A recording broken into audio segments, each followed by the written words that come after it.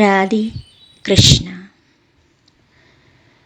சுகமகரிஷி மன்னன் துஷ்யந்தனோட சரித்திரத்தையும் அவனோட மகனான மன்னன் பரதனோட சரித்திரத்தையும் சொல்ல கேட்டோம். தொடர்ந்து மகரிஷி சொல்றார்.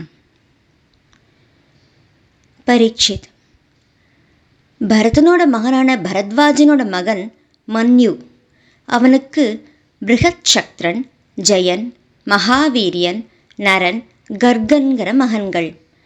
நரனோட மகன் சங்கிருதி. சங்கிருதியோட புதல்வர்கள் குருவும் ரந்திதேவனும். இதில் ரந்திதேவனோட புகழை மண்ணுலகும் விண்ணுலகும் பறக்க பாடுது. ஆகாயம் மாதிரியான செல்வத்தை பெற்று இழந்தவர் ரந்திதேவன்.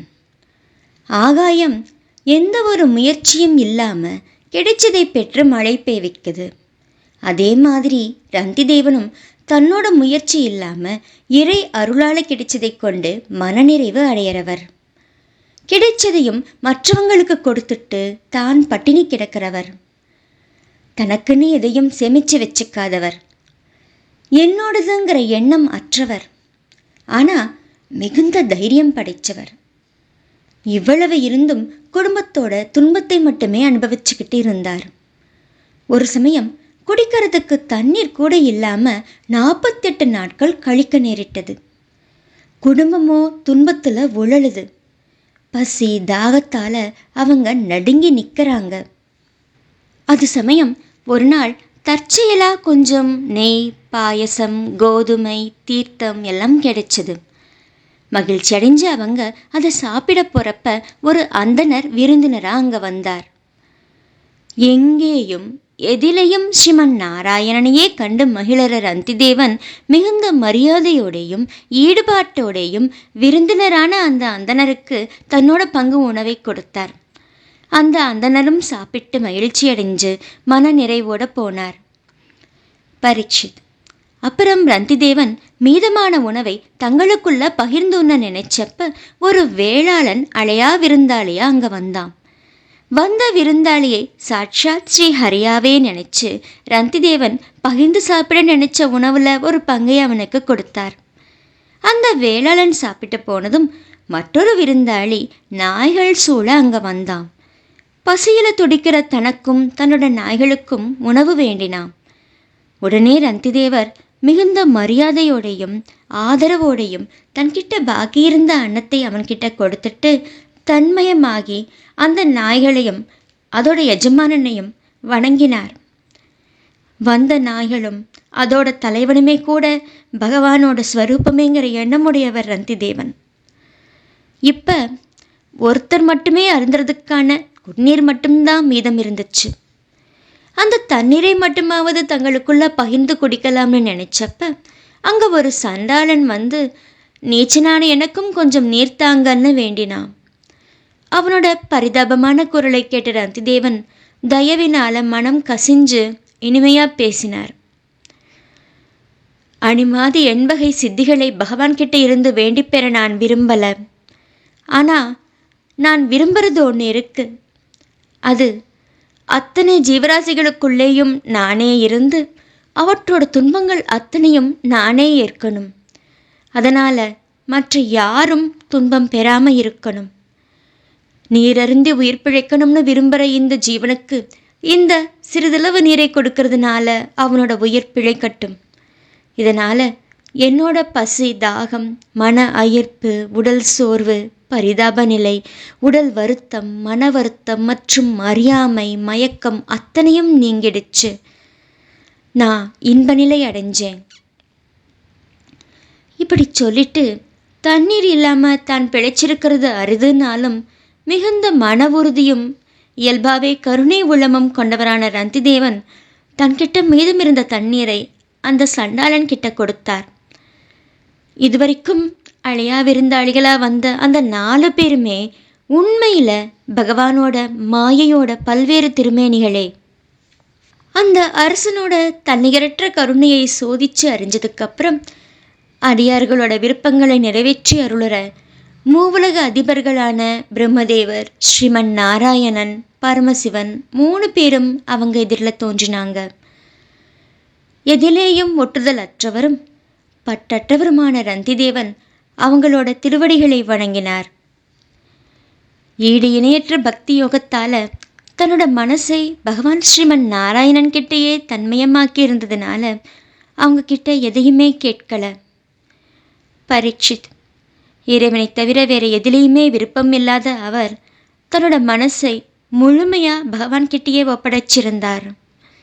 அதனால் முக்குணமயமான மாயை ஒருவேளை தலை தூக்கினாலும் அது கனவுலகம் மாதிரி உடனே அழிஞ்சிடும். ரந்திதேவனோட கூட்டுறவால் அவரை சேர்ந்தவங்க எல்லாருமே பகவானையே தஞ்சமாக கொண்ட அடியார்களாகவும் தியானப்பரர்களாகவும் யோகிகளாகவும் ஆனாங்க. மன்யுவோட மகனான கர்கனோட மகன் சினி, அவனோட மகன் கார்கியன். அவன் சத்திரியனாக இருந்தாலும் அவன்கிட்ட இருந்து அந்தணர்களோட குலம் தோன்றிச்சு.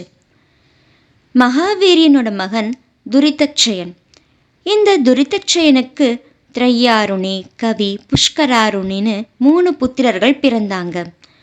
இவங்க சத்திரியர்களாக பிறந்தும் அந்தணத்தன்மையை அடைஞ்சாங்க. மன்யுவோட முதல் பிள்ளையான பிருகத்சக்ரனுக்கு ஹஸ்திங்கிற மகன் பிறந்தான்.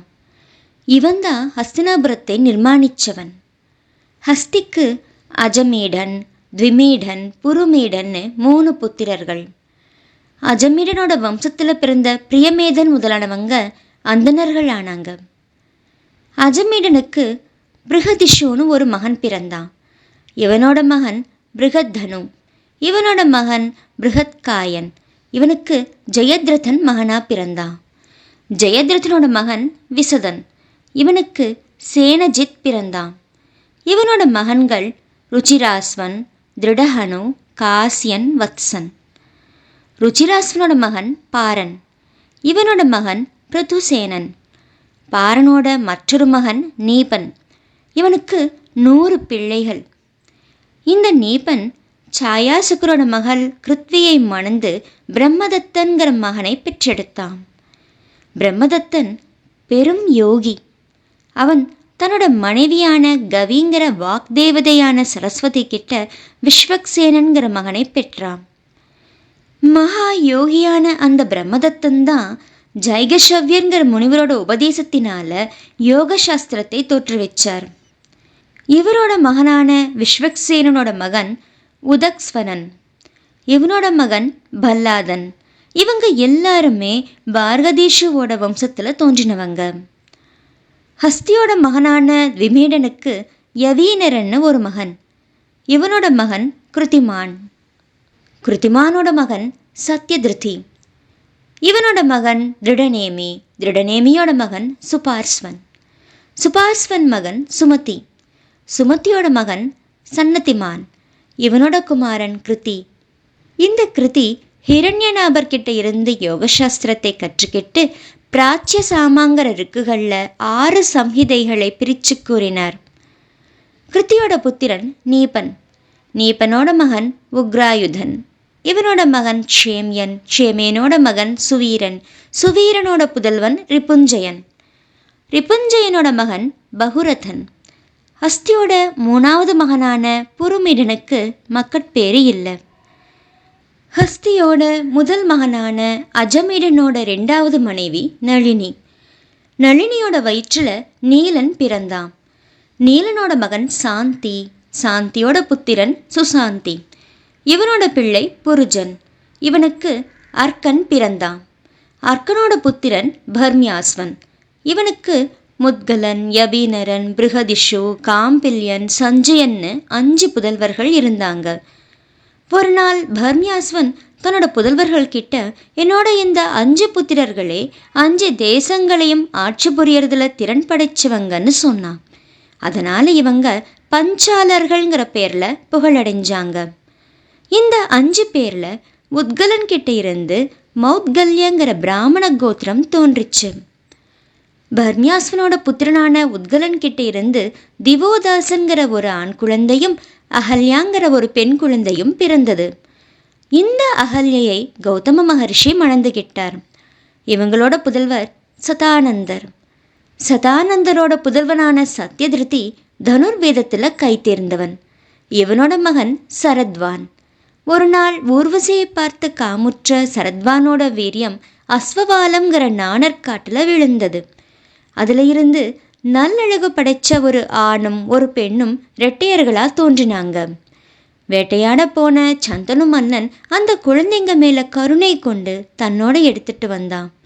இந்த ரெட்டையரில் ஆண்மகன் கிருபாச்சாரியார்னும் பெண் கிருபினும் புகழடைஞ்சாங்க. இந்த கிருபி தான் துரோணாச்சாரியாரோட மனைவி. ஸ்ரீமத் பாகவத மகாபுராணம் 9வது ஸ்கந்தத்தில் 21வது அத்தியாயம் முற்றிற்று.